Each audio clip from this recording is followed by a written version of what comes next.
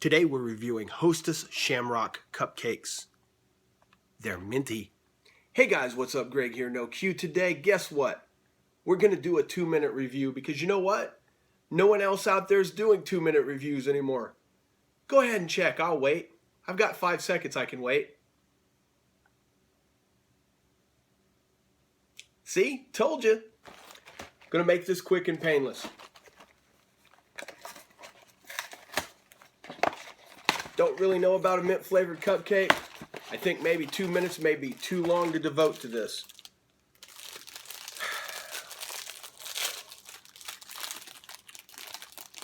Right off the bat, it's the color of zombie skin here on the top. Nice pale minty green. Let's get into bite 1. Get into bite 2. Bite 3. Denny Green.